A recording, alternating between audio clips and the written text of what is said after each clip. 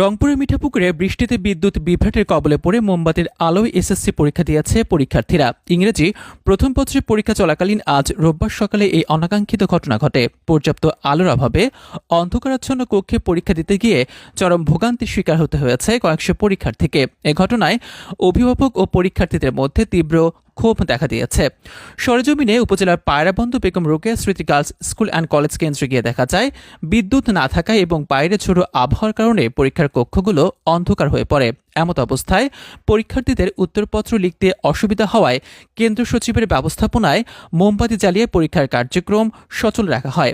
মোমবাতির অল্প আলোয় পরীক্ষা দিতে অভ্যস্ত না হওয়ায় অনেক পরীক্ষার্থীকে হিমশিম খেতে দেখা গেছে। ভুক্তভোগী পরীক্ষার্থী ও কেন্দ্র কর্তৃপক্ষ জানায়, সকাল থেকে কেন্দ্রে বিদ্যুৎ ছিল না। বারবার পল্লী বিদ্যুৎ অফিসে যোগাযোগ করা হলেও কোনো সমাধান মেলেনি। পরীক্ষার মাঝপথে আকাশ মেঘলা হয়ে ঝোড়ো বৃষ্টি শুরু হলে কক্ষের ভিতর অন্ধকার নেমে আসে, ফলে বাধ্য হয়েই মোমবাতি জ্বালাতে হয়। এ বিষয়ে কেন্দ্রের সচিব ও বেগম রোকেয়া স্মৃতি গার্লস স্কুল অ্যান্ড কলেজের অধ্যক্ষ মাহিদুল আলম বলেন, পরীক্ষায় নিরবিচ্ছিন্ন বিদ্যুৎ সরবরাহ থাকবে বলে জানতাম, এজন্য বিকল্প কোনো ব্যবস্থা রাখা হয়নি। সকাল থেকে বিদ্যুৎ না থাকায় আমরা পল্লী বিদ্যুৎ সমিতিকে বারবার অনুরোধ করেছি, কিন্তু তারা বিদ্যুৎ দেয়নি।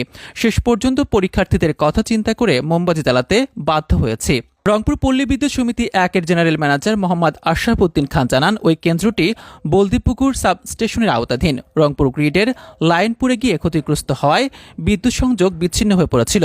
সঠিবাড়ি গ্রিড থেকে বিকল্প লাইনে বিদ্যুৎ সরবরাহের চেষ্টা চলছে বলে তিনি উল্লেখ করেন। এদিকে মিঠাপুকুর উপজেলা নির্বাহী কর্মকর্তা ইউএনও মোহাম্মদ পারভেজ বলেন, কেন্দ্রে বিদ্যুৎ নেই এই বিষয়টি কেন্দ্র সচিব আমাকে জানাননি। এটি কেন্দ্র সচিবের প্রশাসনিক দুর্বলতা। আমি বিষয়টি গুরুত্বের সাথে খতিয়ে দেখে প্রয়োজনীয় ব্যবস্থা গ্রহণ করছি। শাহরিয়ার মিমের তথ্যে ডিআরপি নিউজ ডেস্ক, রংপুর।